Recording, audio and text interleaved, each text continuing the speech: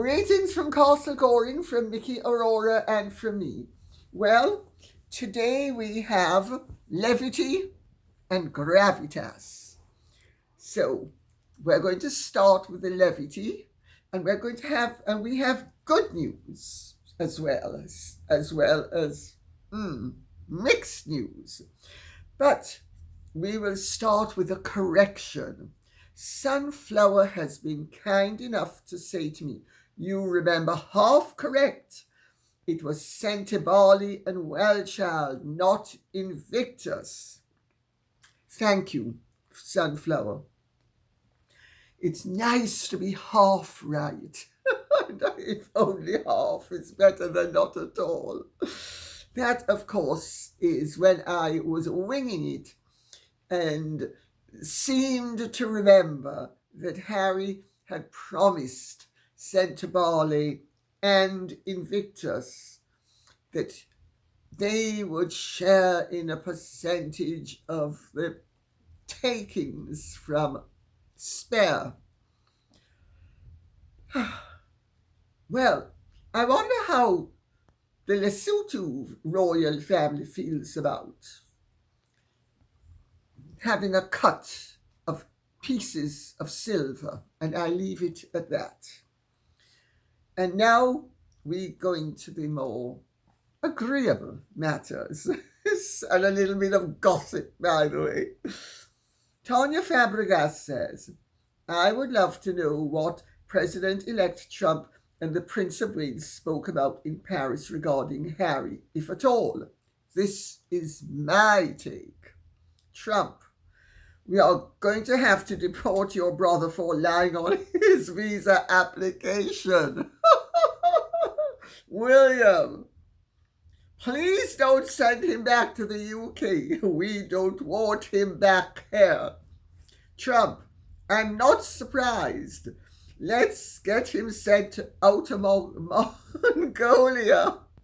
And Miss B says, in response to that question, which is, of course, very tongue-in-cheek, what did Outer Mongolia do to deserve it? Oh, dear. Oh, well.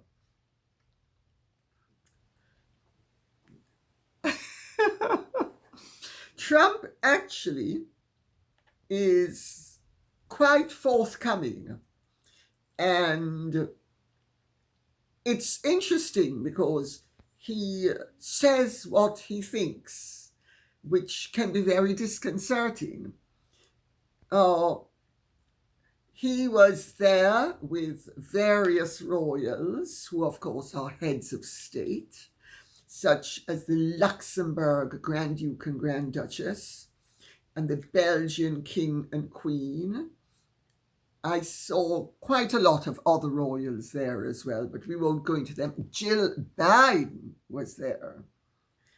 And she and Trump were talking up a storm in the most friendly manner possible. And more than one person has observed that she was so friendly that, and so was he, that the supposed rumors that she and Joe are actually pleased that Trump got in and that Kamala did not are actually accurate. And in fact, somebody who was there said to me that people were speaking about it or virtually in front of them. So, well, you notice Prince William was there for the king, and Starmer didn't get a look in at all. But Macron, who was hosting it, is in crisis. And let us see what happens, because Macron tried to do a double bluff, and he might have out-bluffed himself. This is one of the developing political situations. We're not going to go into this one because it's so immaterial compared to the really material one. I also understand that Trump was quite forthcoming about his beliefs as to the king's health. He also was very forthcoming about the fact that he respects Prince William and the Princess of Wales, and he was singing their praises for being mutually supportive and correct and having a happy, supportive marriage. And he also made the point that the king is holding his own. Now, I have said before, I'm not going to be violating the king's privacy, but I happen to know exactly what is wrong with him. And I have said before that it is something that you can live with for a pretty long time. He doesn't need to be cured. All he needs to be is managed. And I'm not sure what Trump said publicly, but I know what he's supposed to have said privately. And he obviously is as au fait as I am as to the realities of the situation. So, I don't think, though, my dear Tanya Fabregas, that Trump and William actually even had Harry's name mentioned. And you notice where it was.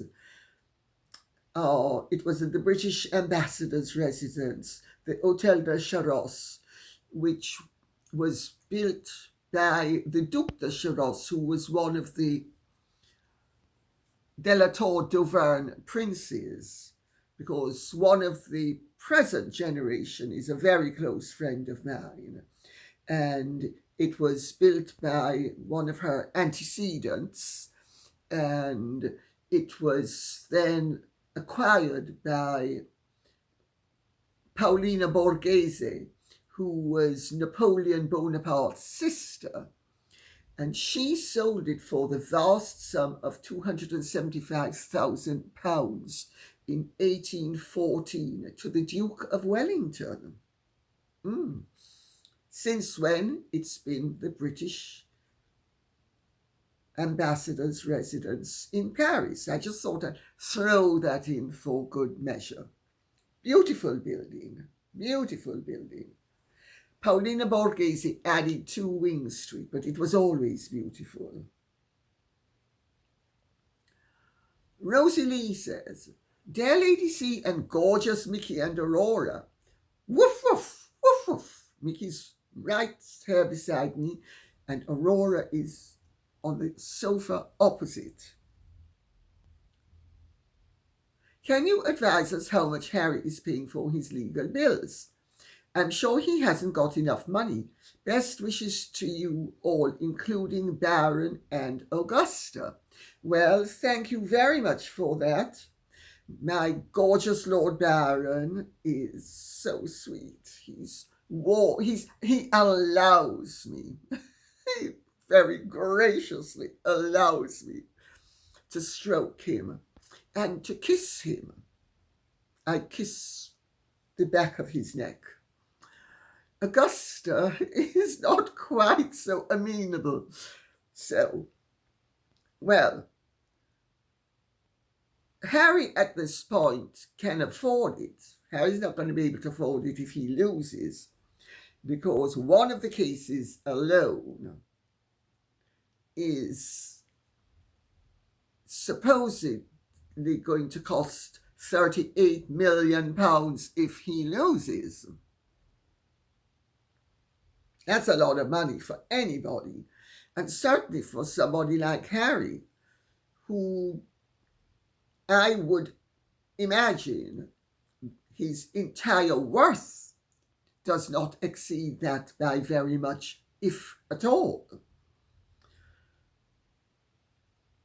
But the great expense hasn't kicked in yet. The great expense kicks in when it goes to trial. Because David Sherborne's brief fee is well into the hundreds of thousands, and his refresher on a daily basis will quickly add up to £1 million if they lose. Well, if they win or lose, still. And of course, if Harry loses, he has to pay the other side's costs. Will he be able to afford it? Harry, I'm not offering you a job, no matter what. I don't want you washing dishes here. No, thank you very much. I think you should go to one of Meghan's people's kitchens in LA. That's what you should do. Get a job washing up there.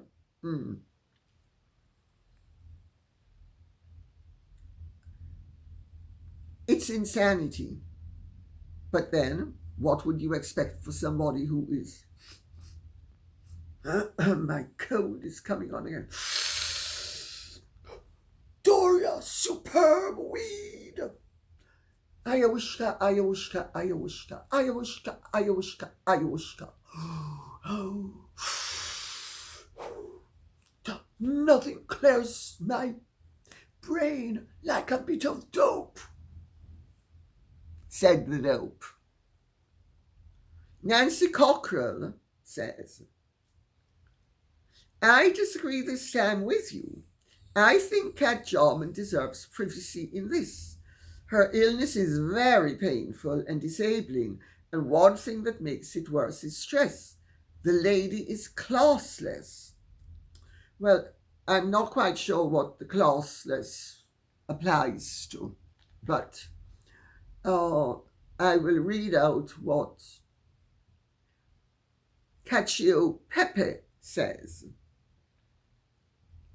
because that sort of answers it in part.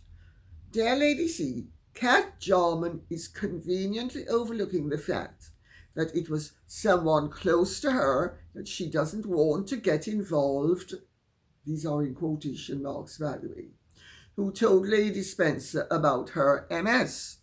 Well, I have great sympathy for anybody who has an illness or a medical condition or any condition that is beyond their control and is undesirable. However, I would have to question the wisdom as well as the sincerity of Cat Jarman's actions and her claims, because Cat Jarman is the one who informed people of her illness. Cat Jarman, therefore, has forgotten the maxim, if you can't keep your mouth shut, don't expect anybody else to do so for you. I mean, that's certainly a maxim I've always operated under, because if I can't keep my mouth shut, why would I expect you to keep yours shut? And also, Lady Spencer only told a narrow circle of people, including her husband, who, of course, you know where Harry gets the, oh, you know, Meg, somebody said something about you, and sets Meg off. Well, we know where that trait comes from. It comes from the Spencers. No bit of malicious or mischievous, no statement that is but even dubious is going to pass unattended without them broadcasting it to the very person they shouldn't. Well, yes, Cat Jarman deserved privacy when she kept her trap shut. She doesn't deserve privacy when she violates her privacy. And she certainly doesn't deserve to have her secrets kept by the woman she has supplanted. I'm sorry, it's ludicrous. She deserves privacy. Yes, she did deserve it when she was maintaining it. She doesn't deserve it once she ceases to maintain it. And also, if she was so concerned about the stress, would she be suing because only a narrow circle of people knew about it? Now everybody knows about it. It seems to me this is what the Jamaicans call a crowd move. And what she's doing is she's doing a crowd move, expecting sympathy and maybe damages. After all, Lady Spencer is rich.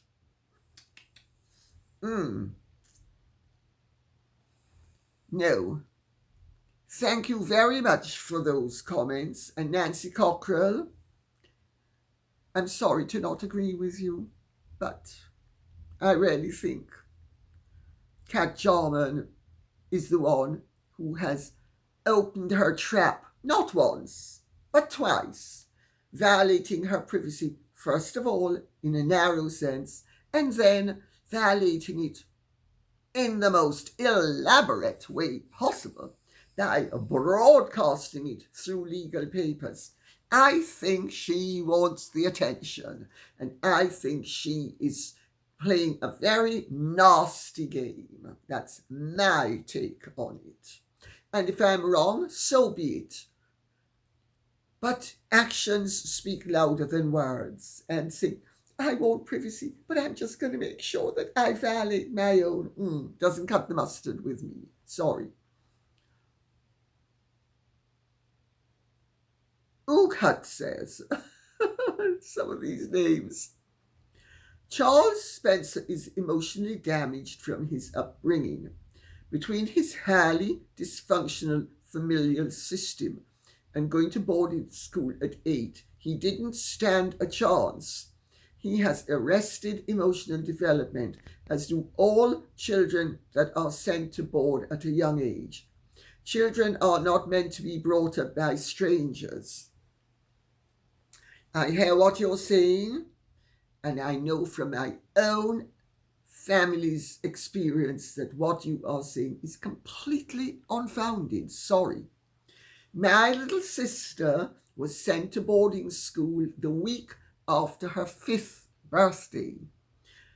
My father sent her because he thought she would be better off with the nuns than at home with mummy. Not that mummy was taking care of her, but he didn't want any problems arising with mummy. And the way to preempt them was to send her to boarding school at the age of 5. My little sister is one of the nicest, kindest, loveliest, most emotionally sensible, well-adjusted, down-to-earth people it is possible to meet. She's never had therapy.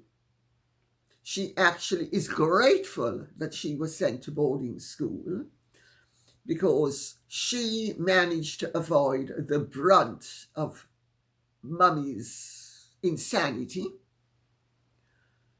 She does not have arrested emotional development. And I'm sorry, you're wrong.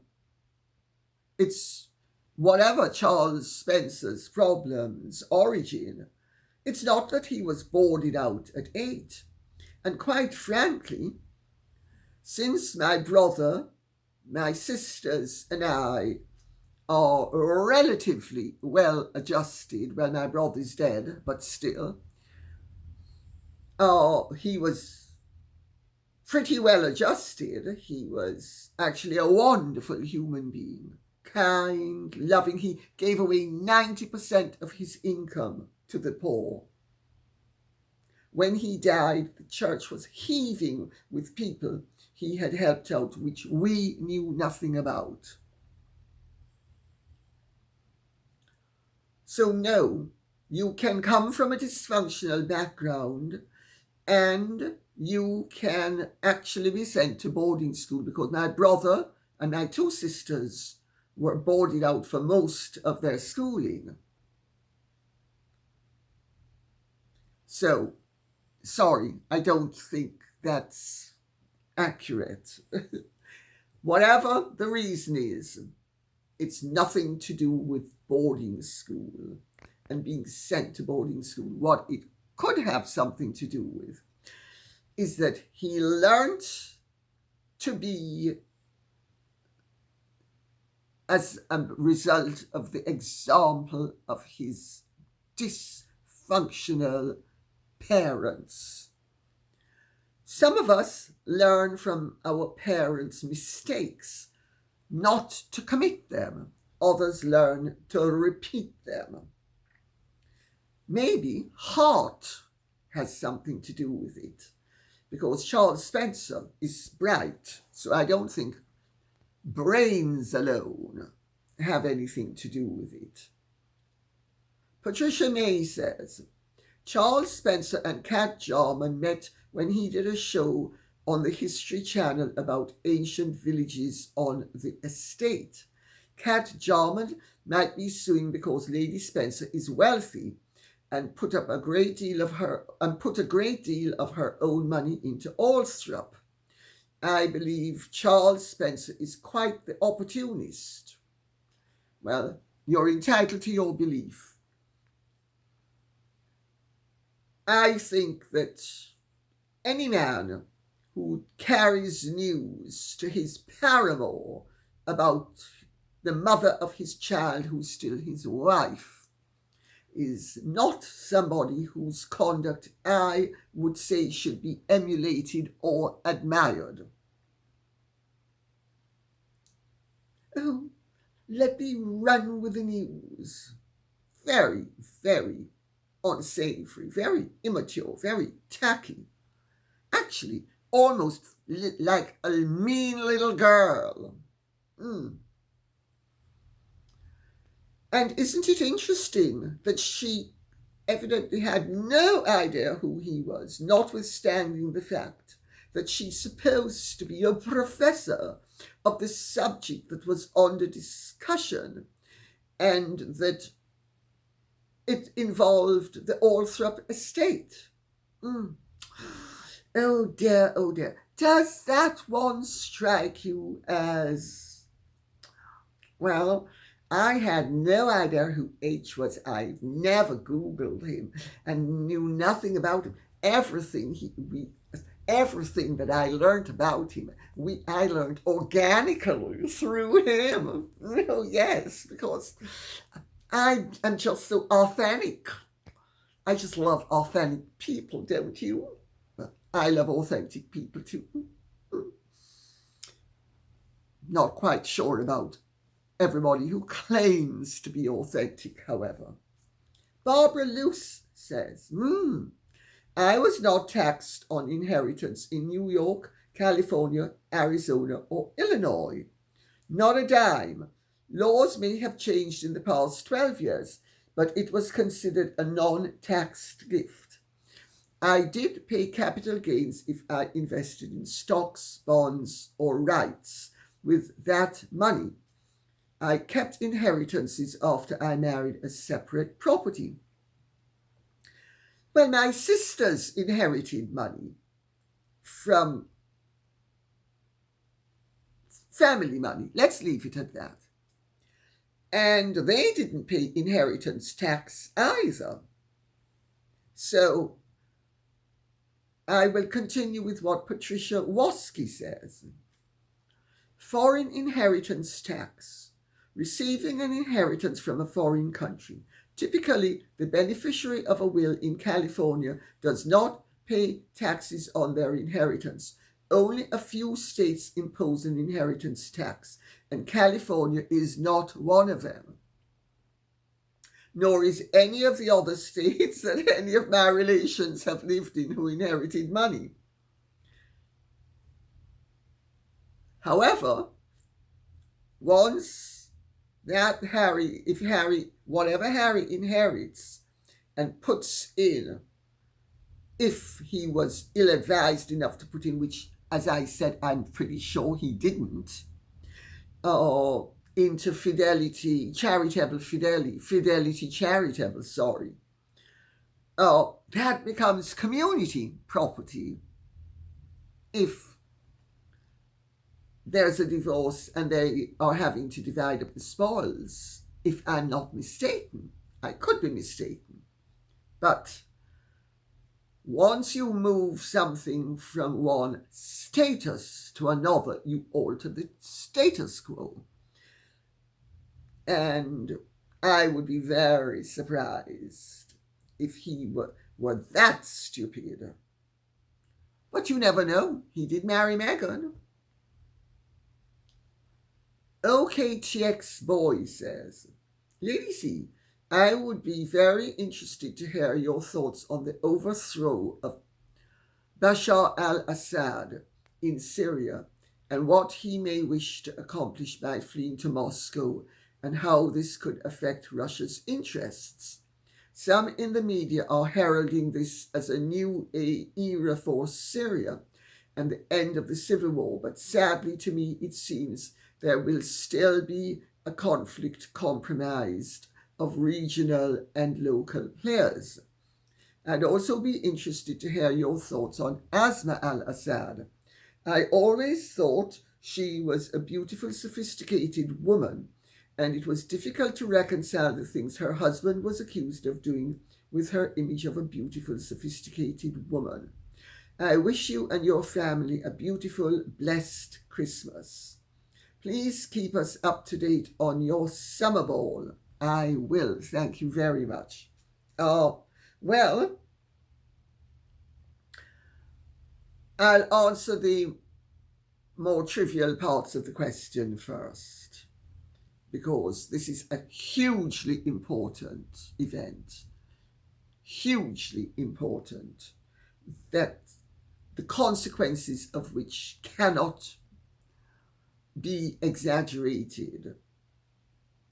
Well, first of all, what's the consequence? What may he accomplish by fleeing to Moscow? Exile, security, a continuing life in exile. There are not that many places he could flee to where his liberty would be assured. Also, he and his family have been clever in that they have been preparing for an exile for some time. So they have invested carefully and wisely in Russia. Well, I'll tell you one thing that the Russian crisis threw up when the British and the Americans seized a whole lot of assets of people who they decided were cronies of Putin, notwithstanding the fact that for 30 years in Britain, our various governments had encouraged them to invest here. And as soon as trouble started, we froze and seized their assets, which to many people is a huge red flag. But that's what he accomplishes. I'll get to the nonsense of the media heralding this as a hopeful era for Syria. It's definitely a new era, but is it hopeful? We have to wait and see, but we'll get to that in a moment. Asma al-Assad, she is a British girl, brought up here. Her father's a doctor. Her family's very respectable, very respected, very well off. She is a very attractive woman. I don't know her, but I understand that she is a very nice woman. She has leukemia. She has been struggling with leukemia for some time. Will she make it? She may not even make it. And they have young children. John Simpson, who's a very well-respected BBC journalist and who is something of an expert on the Middle East. I have actually met him at Middle Eastern parties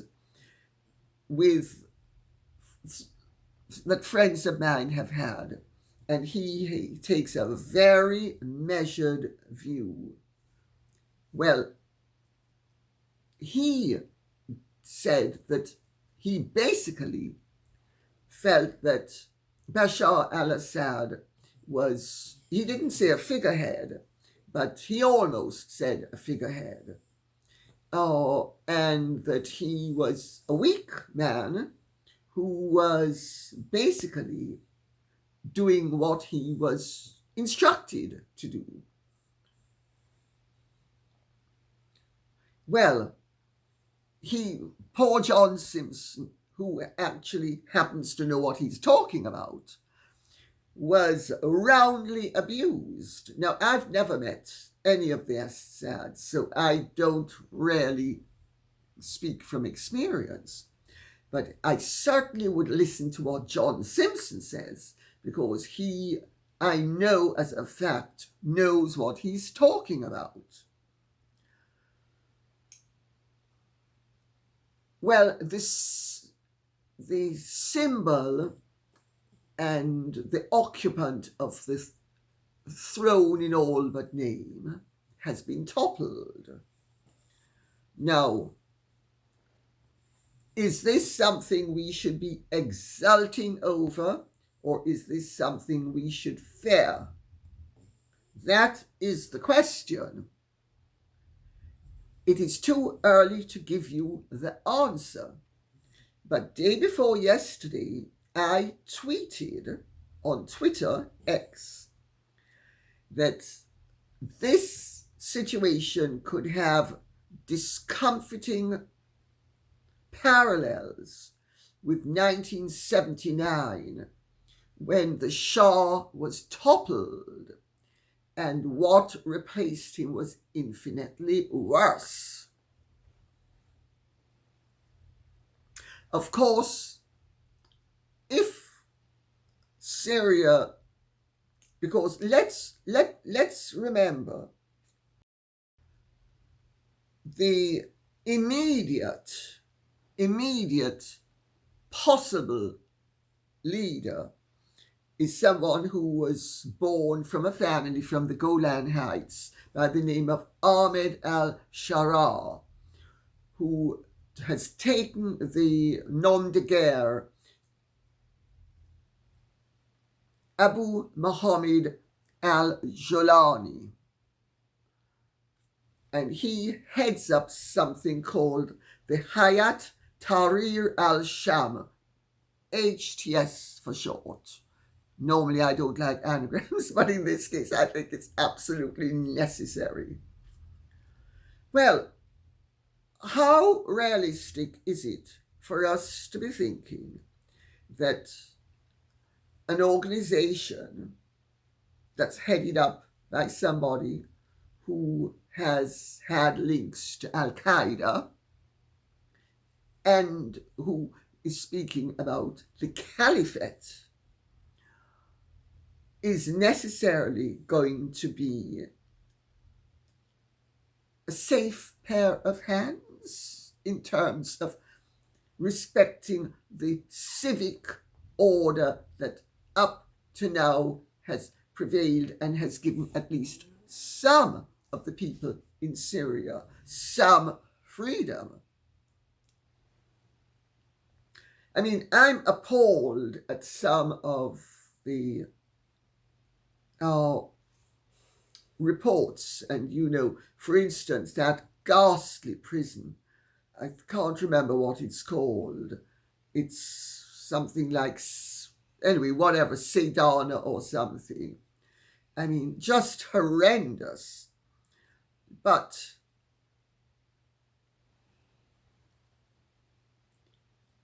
is worse going to come? Now, so far, Jelani has been saying that everybody will have their rights protected.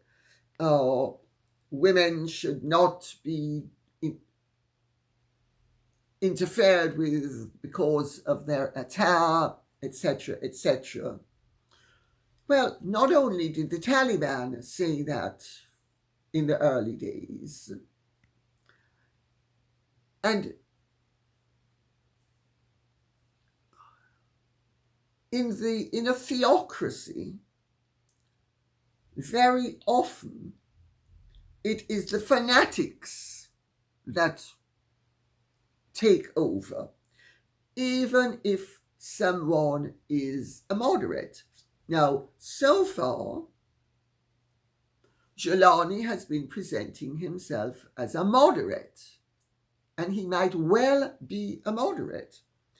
But let us remember, he was imprisoned for, I think, 5 or 6 years in Abu Ghraib and another prison. He was an American prisoner.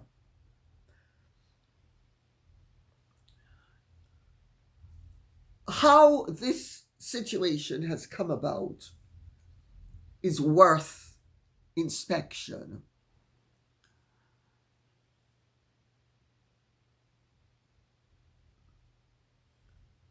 But before we show how it has come about, the Israelis have bombed Damascus. They have bombed various weapons centers and storage areas, which could be a good thing if someone else did it. But if the Israelis are doing it, I'm not sure how well that's going to go down with Syrians, no matter what their political beliefs. Of course, in the melee that's taking place, some people will say, oh, it's all good. And it might turn out to be a very good thing that these weapons have been destroyed. But this is one thing right there that is an invitation to trouble in the future. Sometimes a good thing done by the wrong person can have disastrous consequences. And I would be very surprised that this is not going to, down the line, have an adverse effect. The Russians have traditionally, with the Iranians, been supporters of the Assad regime. Now, there has been a civil war raging in Syria that there was a lid put upon it for some years. It was encouraged by the West. They encouraged the civil war, so to speak, in Libya that resulted in Gaddafi's downfall, a disaster. Let's not even go into what. Let's just stick to Syria. But the Russians backed up, and it's primarily the Russians, backed up the Assad regime.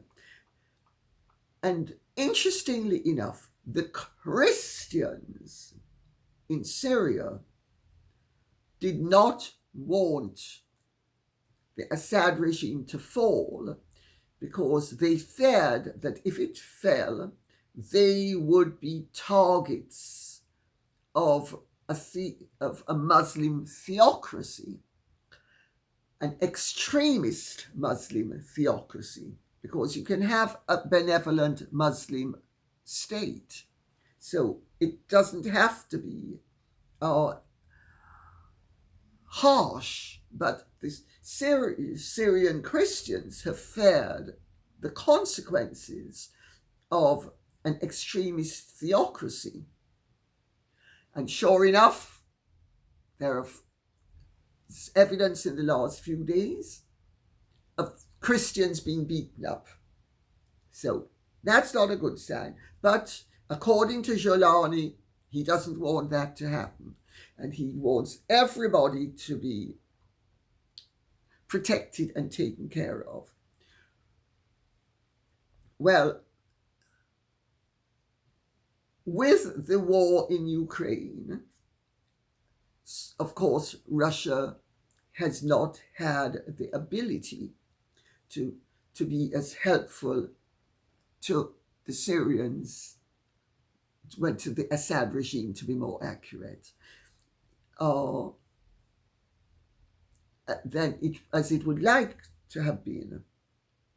So this has been sensed by the West as an area of weakness, and let's not forget as well that there are hawks in other nations in the Middle East that want to see the state of Greater Israel that will include a part of Syria. Look at the map that Netanyahu has been photographed in front of, the map of Greater Israel. So you have all of these various interests, but the chief one of which has been recently Erdogan in Turkey. Now he has problems on his border with the Syrian Kurds. He also has the ambition to possibly end up being the caliph the way this Ottoman Sultan was the caliph. So you will have a massive caliphate with him heading it up. I don't think that's going to happen, but people's ambitions do cause strange things. So he wants the destruction of the Kurdish forces in northern Syria. And he has been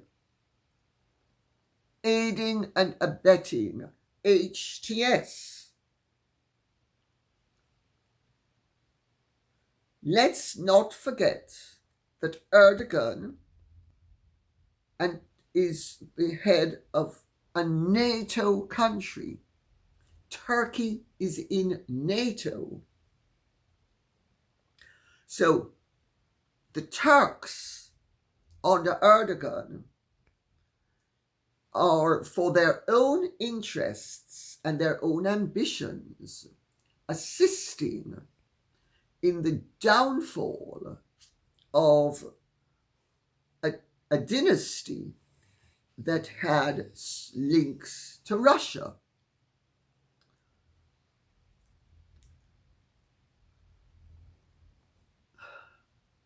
It's the American, what is his name? Jake Sullivan. He is the, what is he again? I can't remember his title. He is the national something of America. I can't remember his name. But he has made a statement saying, we did not direct it, but there's an opportunity to build something significantly better going forward. Well, that, of course, is if Giuliani is moderate. That is a possibility. But if Giuliani turns out to be immoderate, or if he is supplanted, which often happens, Prince Lyubov was, in the Russian Revolution, was supplanted by Alexander Kerensky, who was supplanted by Lenin, who was then, when he died, supplanted by, he was supplanted by Stalin. You get,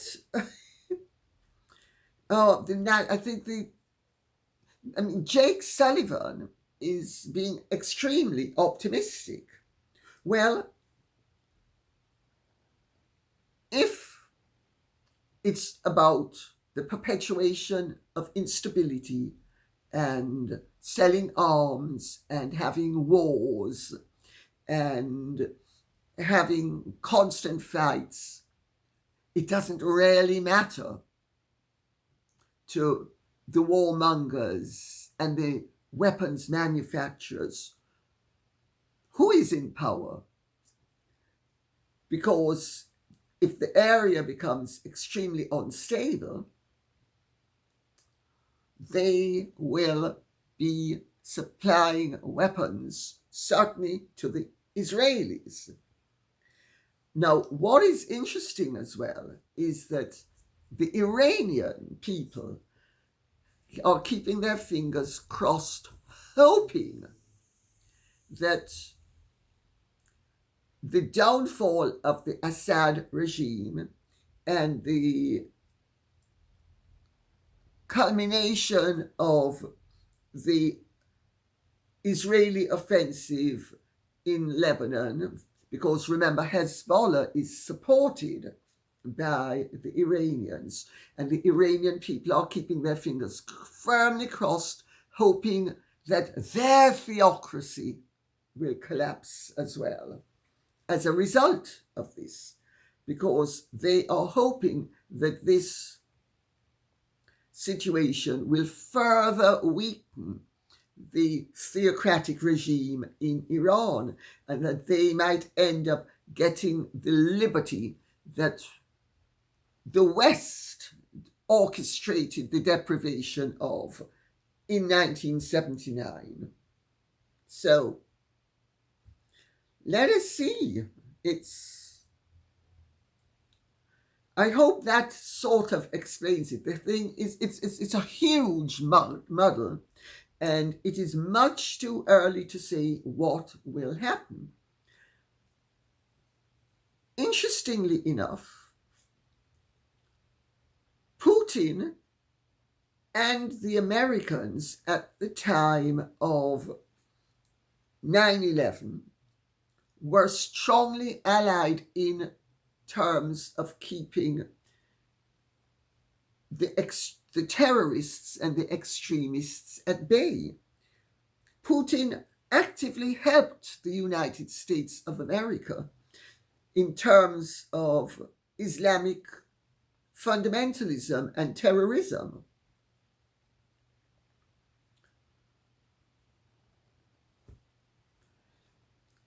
That proves that no matter what, Putin has always been dead against Muslim fundamentalism and Muslim terrorism.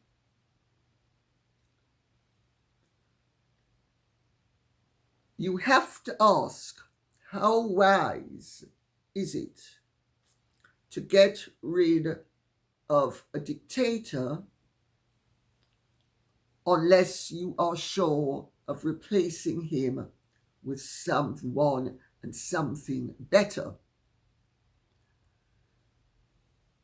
I don't know the answer to these. I don't know what the outcome is going to be. No one knows what the outcome is going to be. The whole situation is so tumultuous, but I would say history teaches you that in a situation like this, the moderate is usually replaced by somebody who is extreme. So moderation often doesn't last. Maybe in this instance, we will all be extremely lucky, and the Syrian people will be lucky. Maybe. One can only hope. Are the harbingers good? I don't think so. But let us see what happens. But if you follow the line of what has happened,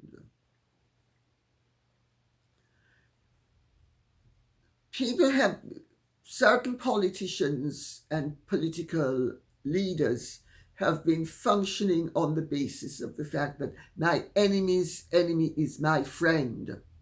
Sorry, my enemy's enemy is my enemy in certain situations. And this might just be one of them. More than that, I can't say. And I hope this has not been too heavy. If it has, I'm sorry, but I've been asked the question, and this is hugely important, this situation, for all of us, because this adds a new element of instability, and one which could be frighteningly out of hand very quickly. You don't give arsonists gasoline and matches and say, now, be good babies and be really nice. That's my take on it. I'm not saying that the Assad regime should not have been toppled, but I am saying it would have been preferable to have it toppled by a replacement that would actually be something desirable, and that would assure the Syrian people and everybody else, because if remember, ISIS and al-Qaeda are completely mixed up in all of this at the moment. Did they become all of a sudden good little boys? Let's wait and see. I think the whole thing is deeply chilling and frightening. And I only hope and pray that it ends well, because, believe me, if it doesn't end well, it's going to be a disaster for all of us. And on that note, I'll say thank you very much for listening. I hope this has been of some interest to you. If it has, please keep the questions and comments coming in so I will know what you would like us to be speaking about. Thank you so much. Take good care. Godspeed. And if you have truly enjoyed this, would you care to like, share, subscribe, press the notification bell, and a bientôt. Bye-bye.